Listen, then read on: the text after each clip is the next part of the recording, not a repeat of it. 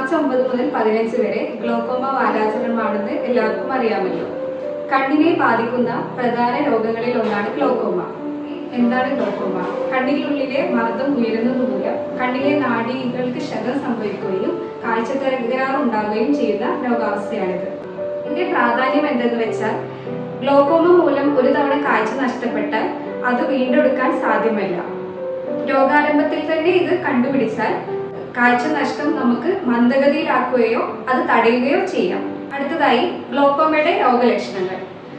Glaucoma പ്രധാനമായി 2 തരത്തിലാണുള്ളത്: open angle ഗ്ലോക്കോമയും ക്ലോസ്ഡ് ആംഗിൾ ഗ്ലോക്കോമയും. ഈ 2 ഗ്ലോക്കോമയിലും രോഗലക്ഷണങ്ങൾ വ്യത്യസ്തമാണ്.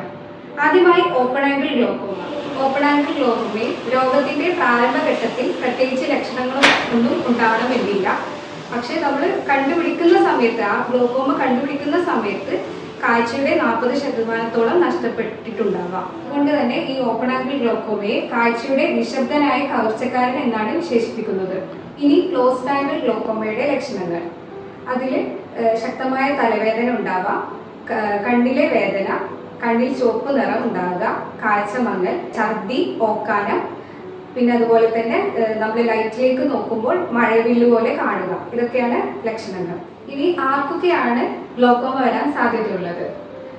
40 വയസ്സിന് മുകളിലുള്ള ആർക്ക് വേണമെങ്കിലും ഗ്ലോക്കോമ വരാം. എന്നിരുന്നാലും പ്രമേഹം, പ്രഷർ എന്നീ രോഗമുള്ളവർക്കും, മൈഗ്രെയിൻ, ആസ്മ, അതുപോലെ തന്നെ മാനസിക രോഗം എന്നിവയ്ക്ക് സ്ഥിരമായി മരുന്ന് കഴിക്കുന്നവർക്കും, കണ്ണിന് മുമ്പ് എന്തെങ്കിലും അപകടം സംഭവിച്ചവർക്കും ഈ രോഗം വരാനുള്ള റിസ്ക് കൂടുതലാണ്.